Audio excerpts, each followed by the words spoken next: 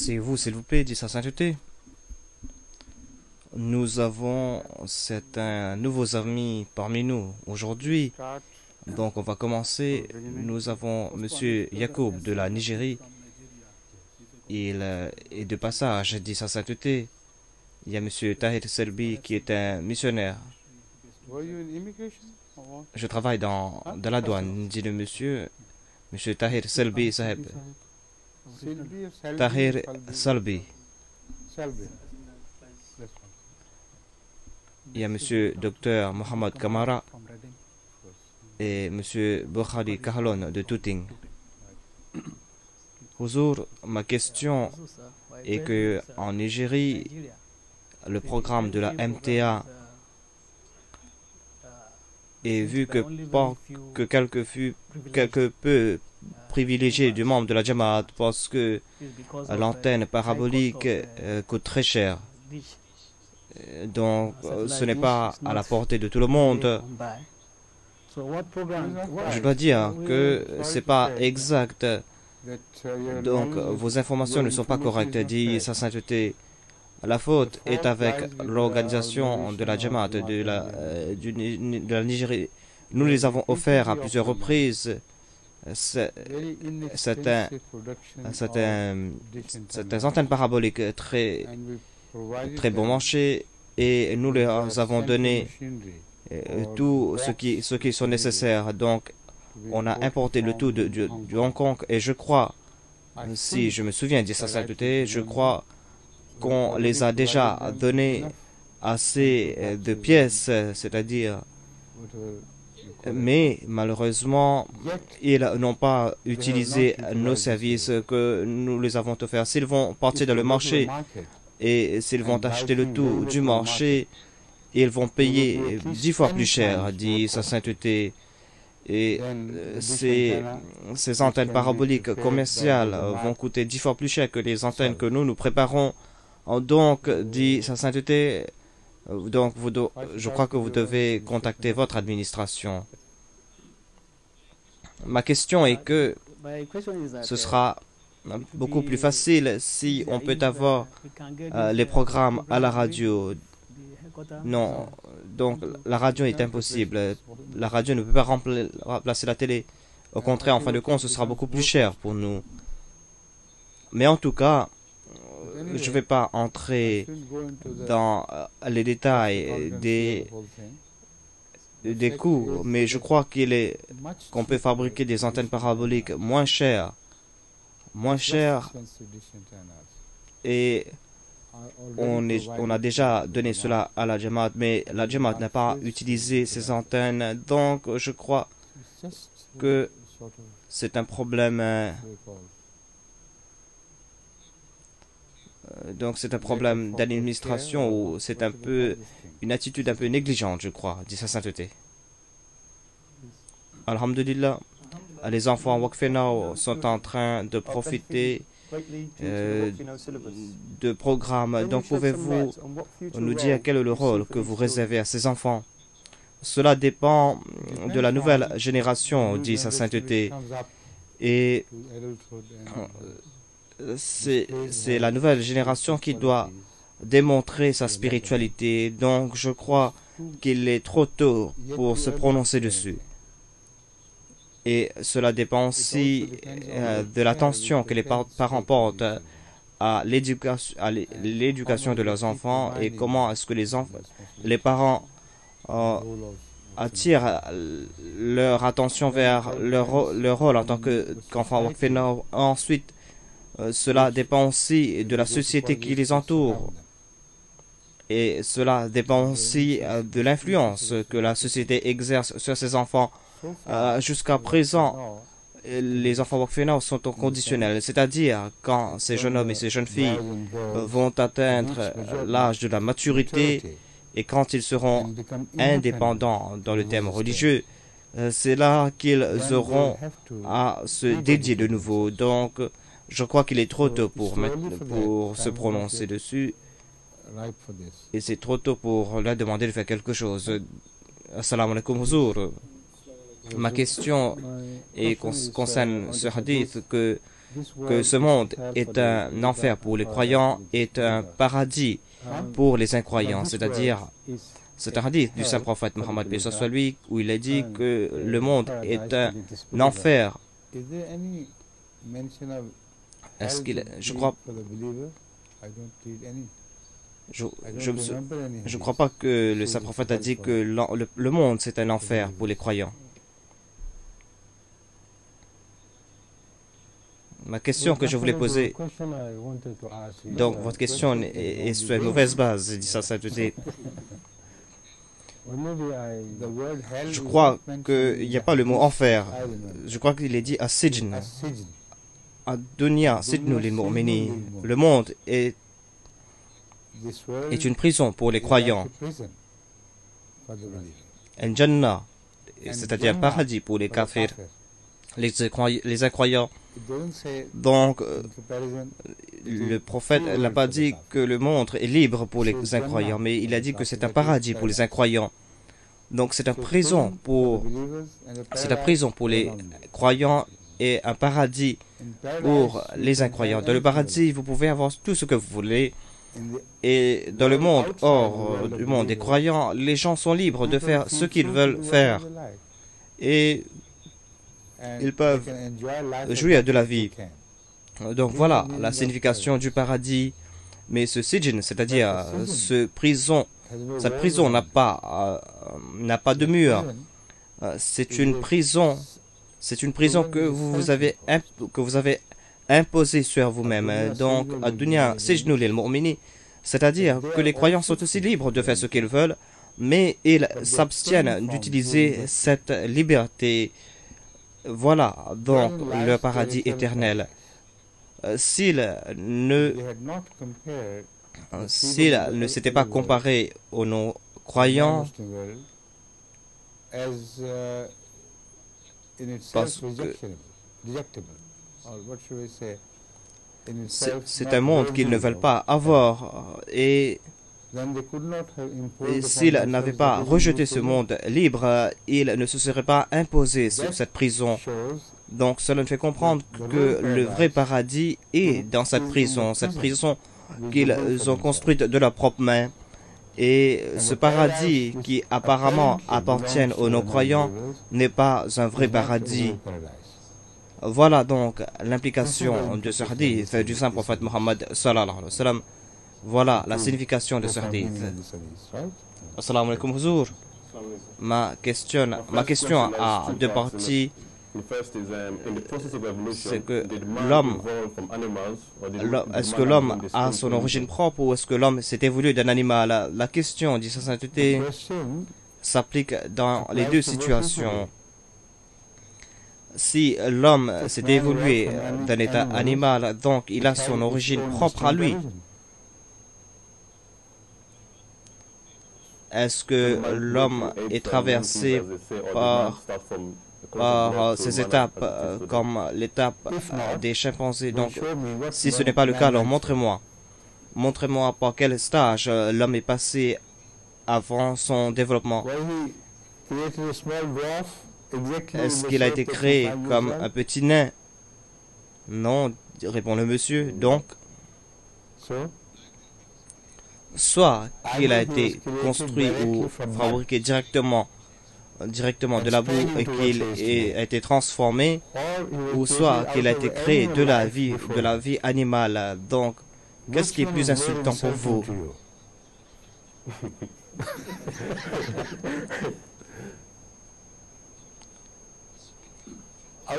Est-ce que c'est plus insultant de sortir de la boue? Donc,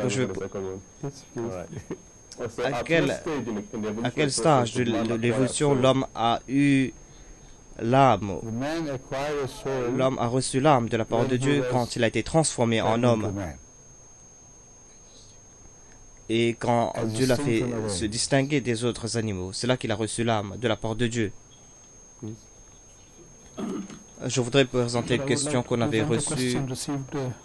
C'est une question qui vient du York. Et il y a quelqu'un qui dit que j'étudie les croyances païennes et Je suis intéressé par cela et je voudrais connaître quel est votre point de vue concernant l'histoire des païens et des croyances païennes.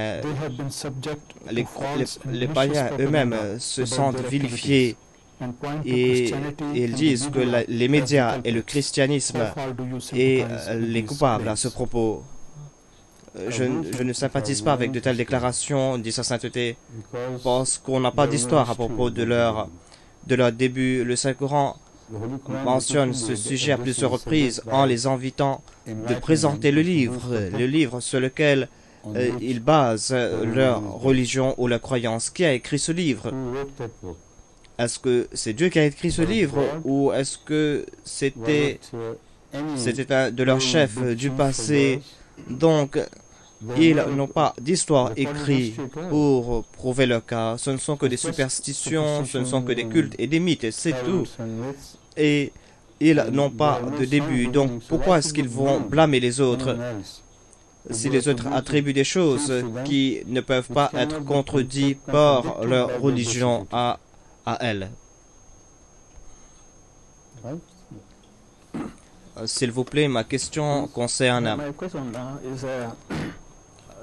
les croyances païennes. En fait, c'est l'absence, cela veut dire l'absence de Dieu. Et si cela n'est pas le cas, alors les païens doivent se lier avec Dieu. Voilà le point fondamental de cette question. Soit qu'ils doivent venir de la part de Dieu, alors dans ce cas, ils vont devoir produire le livre. Sinon, l'absence même de Dieu veut dire entrer dans les croyances païennes. Donc, dans l'homme, il y a ce désir de créer des dieux. S'ils ne croient pas dans un dieu, alors ils doivent créer leur propre dieu. Mais ces dieux n'ont pas d'histoire écrite. Ce n'est qu'un désir profond qu'ils ont à l'intérieur d'eux pour adorer quelqu'un ou quelque chose. En retournant vers les enseignements du Saint-Coran en ce qui concerne les lois du talion, si un individu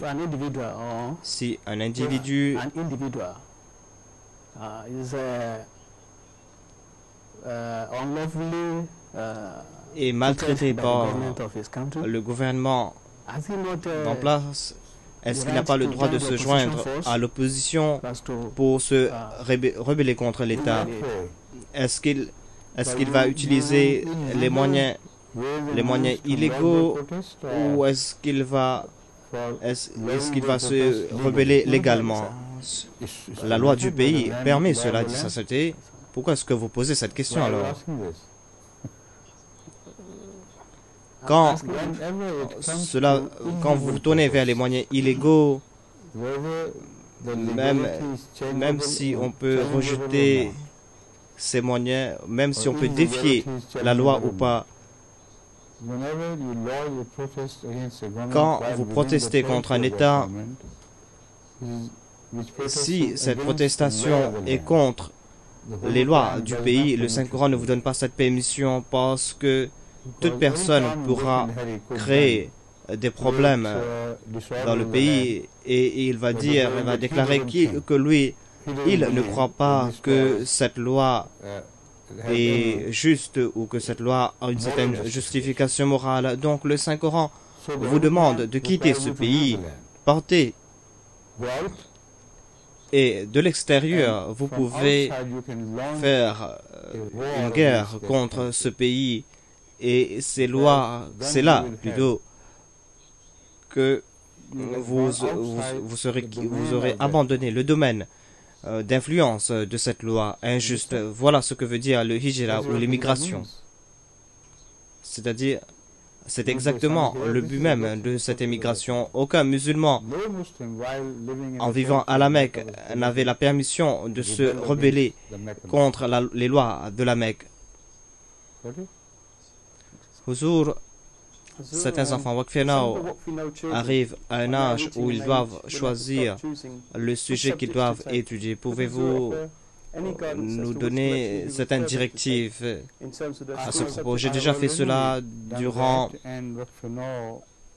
j'ai indiqué cela au bureau de Waqf Now à Rabwa. Je les ai dit que dans le futur, on aura besoin de personnes ou de certains personnels spécifiques qui est formé dans le domaine scientifique. Ils peuvent utiliser les deux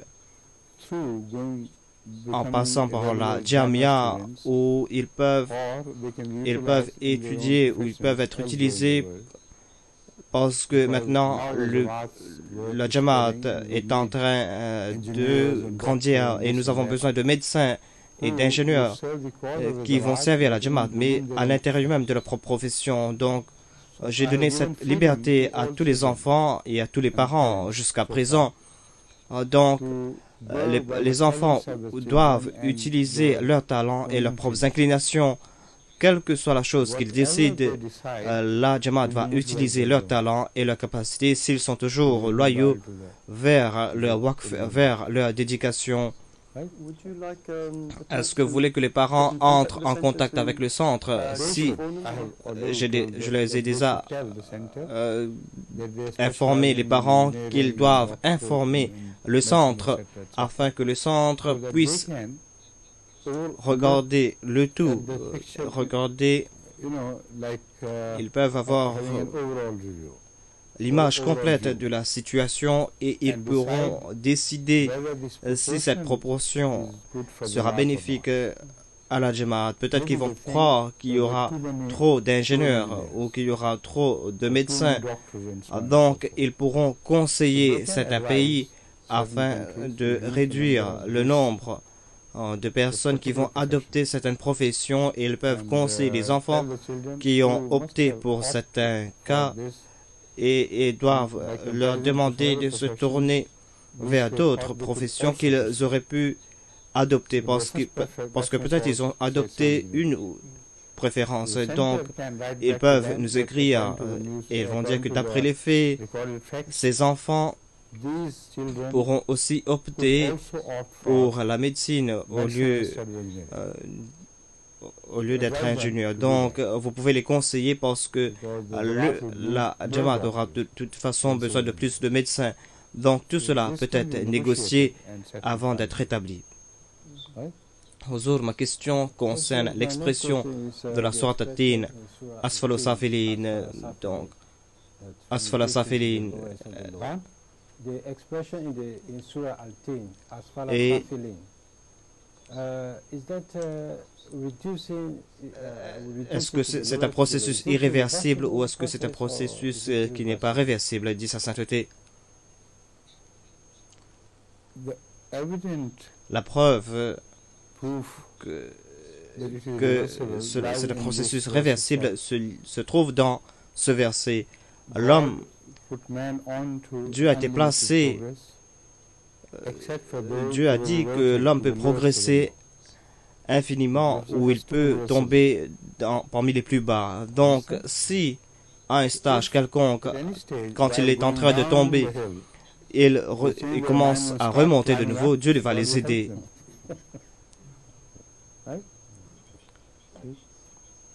On sait que la nourriture nous affecte.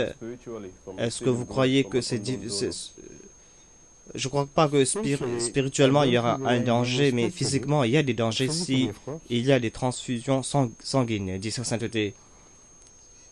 Physiquement il y a un danger, parce que si vous mangez la chair d'un animal comme la chair des vaches ou des bovidés, si vous mangez la chair d'autres chairs, vous n'allez pas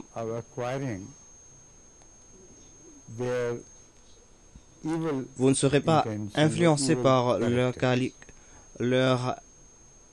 caractère malsain. Certains coqs, par exemple, attaquent d'autres, alors que d'autres sont beaucoup plus doux.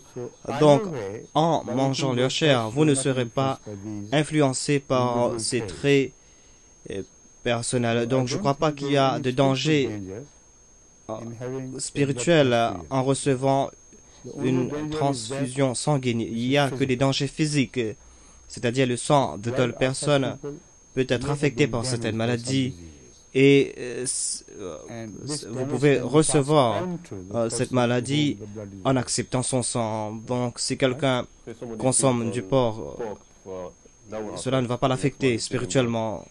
Cela ne fait pas de différence, même si cette personne qui avait consommé la chair de porc, une fois consommé, le porc est transformé en cellules humaines.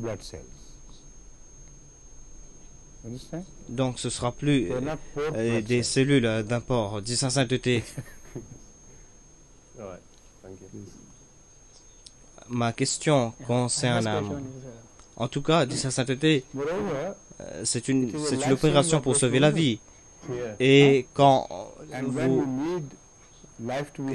vous devez sauver la vie, vous pouvez consommer la chair de porc. Ma question concerne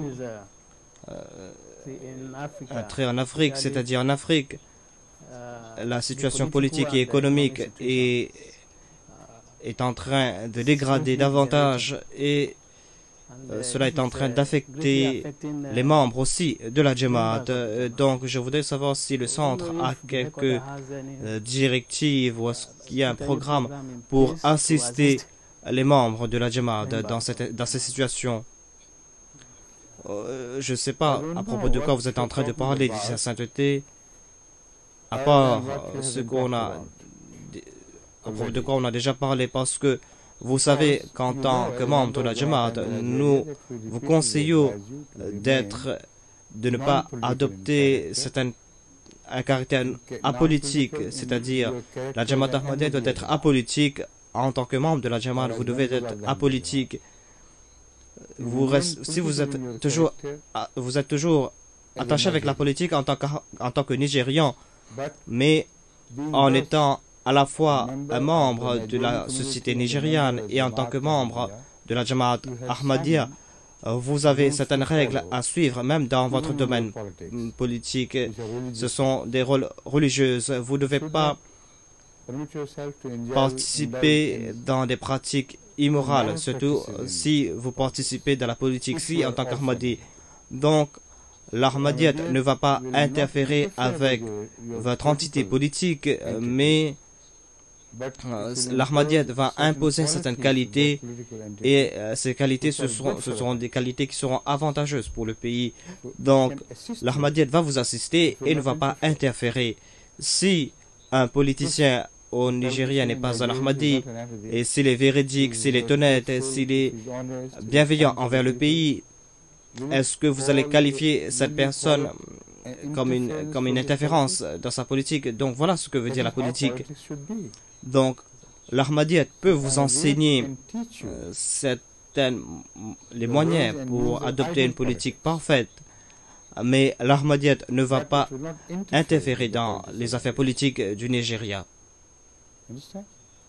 Huzur, vous avez mentionné à propos des enfants Wakfenau, mais pour que les parents puissent comprendre, est-ce que les enfants doivent se dédier de nouveau? Cela dépend de si les enfants ou les parents ne ressentent pas le besoin de se dédier de nouveau, parce que quand ils se disent en tant que Wakfenau, même en tant qu'adultes, cela veut dire qu'ils ont adopté ou qu'ils ont accepté la première dédication. Donc, si la Jamaat leur demande de se dédier de nouveau, ils doivent le faire. Mais s'ils se considèrent comme des enfants dédiés, ce n'est pas la peine de se dédier de nouveau. Est-ce que vous attendez quelque chose de leur part? Donc, cela dépend de leur éducation. Si les rapports nous disent que tel ou tel enfant n'est pas intéressé par la religion ou qu'il n'est plus intéressé par son Wakfenau, donc on peut lui demander directement. On peut faire une décision à propos de cela directement. Huzur, L'histoire démontre qu'il y a plusieurs civilisations avant nous, des civilisations qui ont grandi, qui ont progressé et qui sont tombées dans la décadence, même s'il n'y a pas de raison. La raison présentée par le Saint-Coran est parce que ces civilisations étaient immoraux. Donc nous voyons que la civilisation de l'Ouest qui peuvent indiquer cet état où certaines civilisations sont tombées ou ont été détruites. Donc je voulais savoir votre point de vue concernant le futur de la civilisation occidentale. La société de l'Ouest, dans la société de l'Ouest, on est en train de voir ces signes. Donc, quelle est votre opinion à propos du futur de la civilisation occidentale? Ce futur se trouve entre leurs mains, dit sa sainteté. Ils savent très bien qu'ils partent vers leur propre destruction parce qu'ils ont ignoré la moralité dans leur politique. Donc, ils connaissent cela et le parti travailliste au gouvernement sait cela. Ils sont en train de porter une plus grande attention concernant le rôle de la moralité dans la politique et voilà ce que j'ai répété à plusieurs reprises et j'ai souligné ce point à plusieurs reprises quand je me suis adressé aux politiciens non ahmadis, c'est-à-dire je les ai dit qu'ils doivent se retourner vers la moralité, sinon votre politique va vous détruire. Voilà la seule chose que j'ai pu faire. Donc, je peux les avertir au moment propice et je crois que cela a fait un effet sur certains gouvernements. Par exemple, le Canada porte une plus grande attention concernant la politique ou la moralité. Le gouvernement britannique aussi, je crois, est en train de se poser des questions dessus. Donc, je crois qu'ils vont essayer de changer leur politique occidentale. Et si ce changement se passe au moment opportun, peut-être que le futur sera meilleur pour eux. Mais s'il est trop tard, si au moment, s'ils sont arrivés au bord du précipice, alors ils vont tomber, c'est tout. Huzour, je suis le secrétaire de Tarbiyat de la région de Beit el-Futur et je crois qu'il y a beaucoup d'Ahmadis qui ne participent pas dans les affaires de la Jamaat. Donc, que pouvez-vous me donner comme directive à ce propos? Je ne peux pas vous donner de conseils spécifiques ici. Toutes mes instructions ont été données au Jamaat dans différents forums et dans différentes sessions et j'ai déjà donné ces directives à l'Amir Jamaat. Donc, vous devez suivre ces instructions et c'est tout. Il y a plusieurs facteurs dans la société qui mettent de la pression sur les nouveaux couples. Comment peut-on éviter le divorce, surtout les divorces, dit sa sainteté?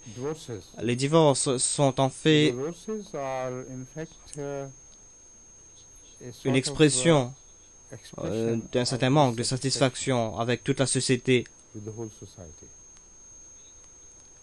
Les mariés que vous avez mentionnés sont pas nécessairement jeunes, peut-être qu'il y a ces mariés peuvent être de tout âge, dit sa sainteté, et avant leur mariage, ils passaient leur temps dans une façon indisciplinée, c'est-à-dire ils étaient indisciplinés ou pratiquement ils étaient mariés avec tous les buts concomitants du mariage. Ils vivaient comme mari et femme sans être officiellement mari et femme. Donc, officieusement, La plupart d'entre eux vivaient avec leur partenaire en tant que mari et femme. En ce qui concerne le but du mariage. Et ils ont tout fait dans ce domaine, mais ils n'étaient pas légalement des époux, ils n'étaient pas mariés légalement. De telles personnes, dit sa sainteté, ont cette habitude de liberté et il est très difficile de les discipliner. Il est très difficile pour les confiner dans certaines règles. Donc, quand ils se marient en fin de compte, leur vie passée de liberté est affectée par ces règles. Donc voilà pourquoi c'est un mariage tombe à l'eau. Donc vous devez retourner vers la racine de la moralité.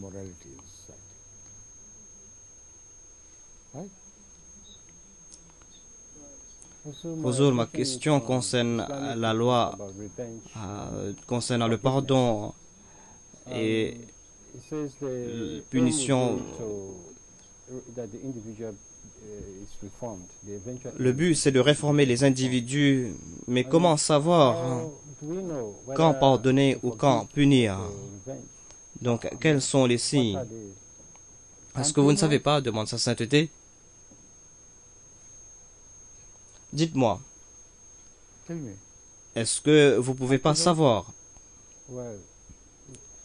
Qu'est-ce que vous allez faire vous-même, personnellement? Qui allez-vous pardonner et qui allez-vous punir? Demande sa sainteté.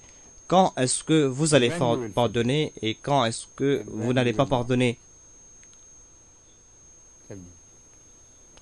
J'ai pas de règles spécifiques en ce qui concerne ce point. Il y a des fois où il n'y a pas question de règles ici. Il y a une question de décision, c'est-à-dire la décision que vous prenez vous-même, cette décision qui est en train de grandir en vous. Voilà les décisions les plus importantes. Et vous devez porter une plus grande attention vers ces décisions psychiques. Moi, je crois que chaque être humain sait très bien quand pardonner et quand ne pas pardonner. Il peut connaître la réponse s'il se consulte lui-même. Quand quelqu'un commet un crime, même si c'est un enfant, un de vos enfants ou pas, vous savez très bien que votre conscience va vous indiquer que si vous pardonnez ce criminel et que cela va promouvoir le crime, vous ne devez pas pardonner. Est-ce que cela est vrai ou pas? Donc voilà exactement la réponse. Quand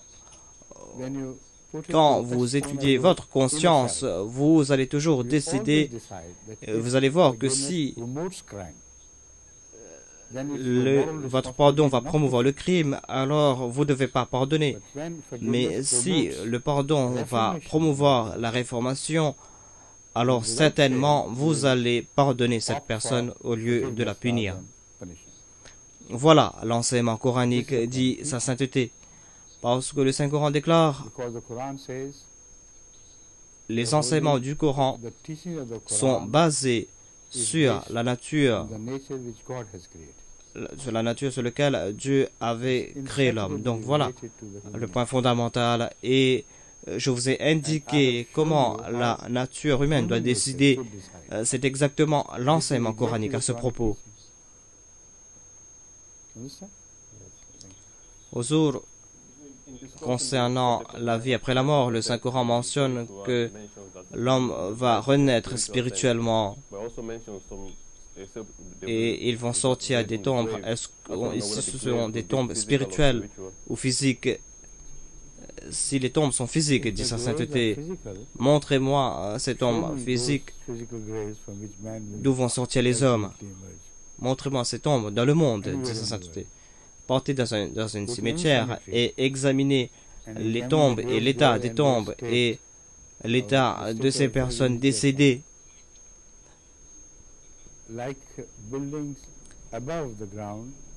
Il y a tous ces tombes sont en ruine, dit sa sainteté. Et en fin de compte, beaucoup de tombes n'ont plus de traces. Et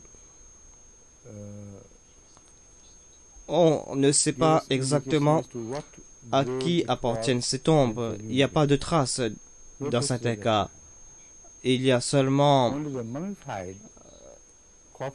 les corps momifiés de certains rois ou de certaines reines qui peuvent nous indiquer la vie de ces personnes. Mais pour les tombes ordinaires, vous ne pouvez pas savoir c'était quoi l'état de ces personnes, c'était quoi la situation de ces personnes. Donc, cela nous fait comprendre que ici, cela ne concerne pas des tombes physiques. C'est-à-dire que ces personnes vont sortir de tombes physiques qu'on peut voir. Cela est impossible. En tout cas, en plus, dit sans sainteté, quand est-ce que ces personnes sont mises en tombe? Quand ils sont déjà morts. Et la plupart des gens meurent de vieillesse. Est-ce qu'ils vont sortir de la tombe comme une vieille personne qui se penche sur un bâton, ou est-ce qu'ils vont sortir comme une personne atteinte de la lèpre, une personne qui a perdu ses yeux, une personne qui est malade, une personne qui a été affectée par le sida? Est-ce qu'ils vont sortir comme cela? Donc, ici, cela ne concerne pas les tombes physiques.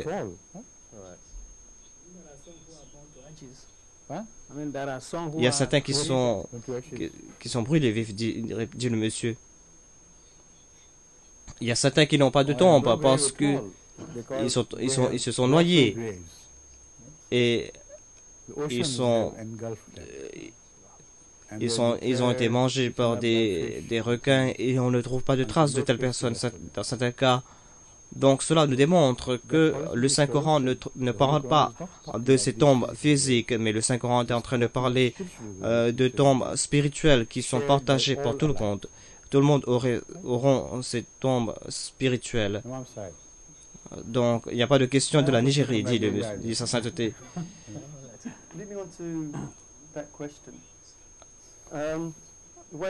Quand nous allons mourir, nous allons nous reconnaître entre nous. Comme vous avez dit, nous sommes dans des états différents.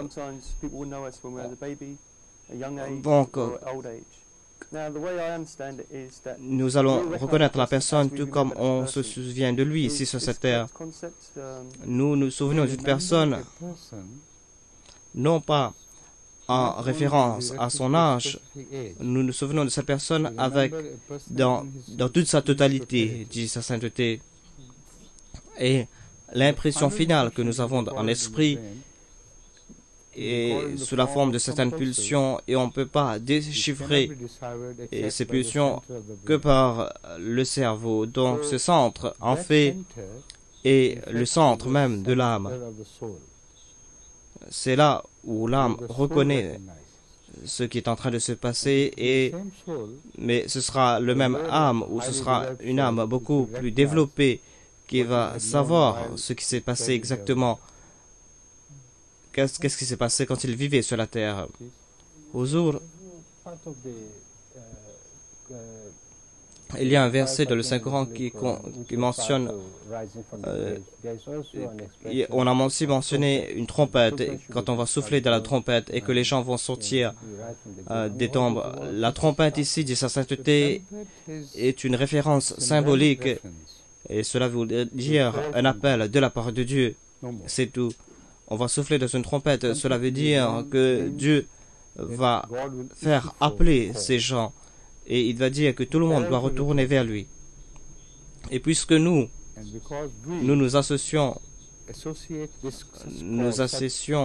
ces appels majestueux avec la trompette, c'est pour cette raison que Dieu a utilisé cette métaphore. Il y a une question. Est-ce que la vie sur la terre a commencé avec l'Afrique? Peut-être. Peut-être, dit sa sainteté. Peut-être que la vie a débuté en Afrique. Si personne d'autre n'a de questions, je voulais dire que hier, Hier, on avait mentionné un livre. J'ai ce livre dans mon bureau. Peut-être vous pouvez connaître le titre de ce livre de mon secrétaire dit sa sainteté.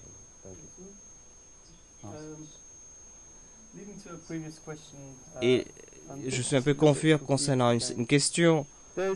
Il y a l'évolution aveugle et l'évolution qui est guidée par Dieu. L'évolution aveugle, c'est une évolution qui s'est développée au hasard. Et une évolution guidée, cela veut dire, est-ce qu'il y avait plusieurs cellules?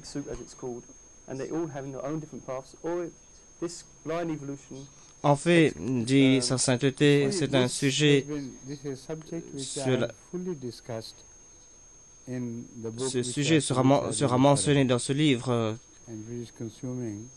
qui va être publié, et moi, je suis en train de retoucher ce livre. Donc, j'ai répondu à cette question en détail. Donc, j'ai répondu à cette question du point de vue des non-croyants et du point de vue du Saint-Coran. Et si vous êtes intéressé à ce sujet, si vous avez assez de connaissances concernant les termes de l'évolution, je crois que vous allez peut-être comprendre ces comparaisons. Et même si vous n'avez pas de connaissances parfaites à ce propos, j'ai essayé de faciliter la tâche des gens. Et toute personne ordinaire pourra comprendre. Je crois qu'Inch'Allah, quand vous allez lire ce livre, il ne vous sera pas difficile de faire une comparaison entre ces deux formes de l'évolution.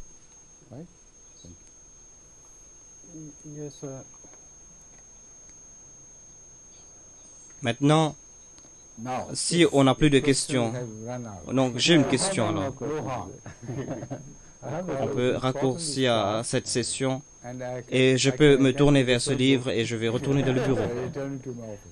Non, posez votre question si vous avez. C'est une dernière question, dit le monsieur. On a comparé le sommeil avec la mort dans le Saint-Coran. Est-ce que cela veut dire que le sommeil n'a pas d'importance? Cette question j'ai déjà répondu à cette question dans d'autres sessions du passé, et je crois que durant mes classes concernant le Saint-Coran, j'ai mentionné ce fait. Le sommeil ressemble à la mort. Quand votre conscience tombe dans le domaine de l'inconscience, et la mort veut dire l'inconscience ultime, et cela voudrait dire que vous ne pouvez plus retourner en arrière. Donc, scientifiquement, on a examiné le sommeil, comment le processus du sommeil entre en action parmi les êtres humains. Le niveau de la conscience continue à baisser, et cela arrive à un seuil où tout ce qui se passe durant cette période est inconnu par l'homme. Parce que l'être humain ou la conscience, c'est-à-dire l'âme, est arrivé sous le seuil de cette conscience et est arrivé à un stade où on ne peut pas se souvenir, on ne peut plus connaître ce qui se passe autour de nous. Les psychologues plutôt, appellent cela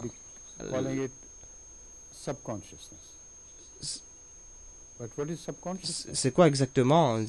C'est en fait quand l'âme descend dans cette échelle, et à chaque étape, l'âme cherche tout autour d'elle, dans son esprit. Donc, l'âme continue à baisser jusqu'à ce que si l'âme ne retourne pas vers la conscience, l'âme va tomber dans le néant, c'est-à-dire dans le domaine de la mort. Donc ce processus de sauver l'âme,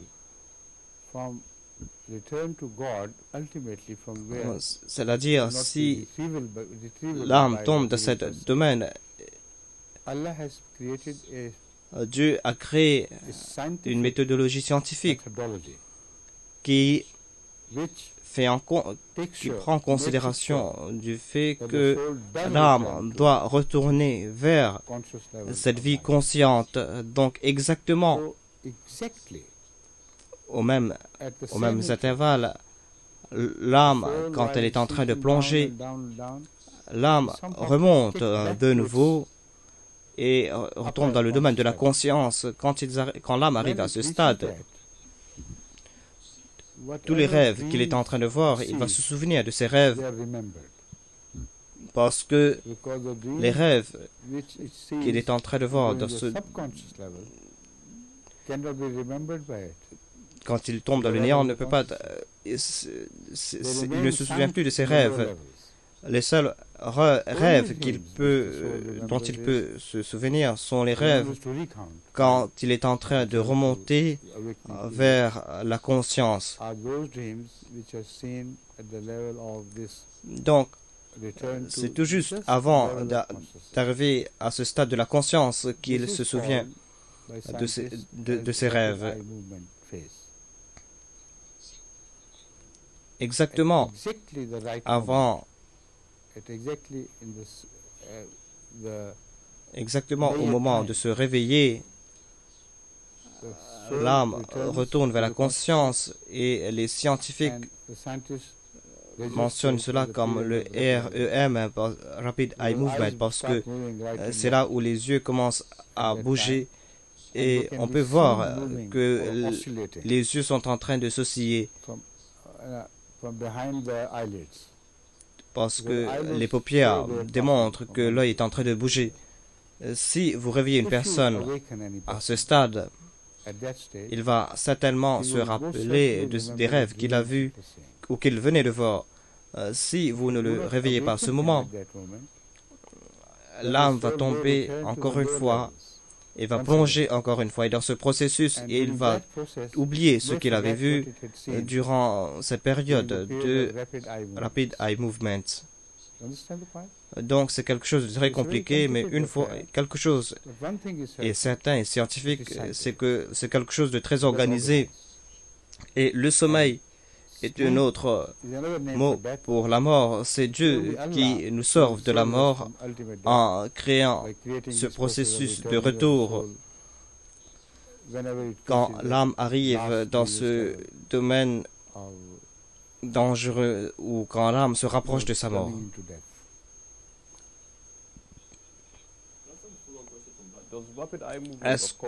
Cela se passe à plusieurs reprises, dit sa sainteté, et cela se passe à plusieurs intervalles réguliers. Lisez certains livres concernant les rêves, ils vont vous dire exactement, c'est comme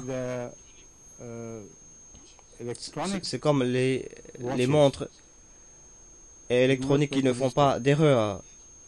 Donc les intervalles sont très réguliers et on peut mesurer ces intervalles exactement, sans aucune différence.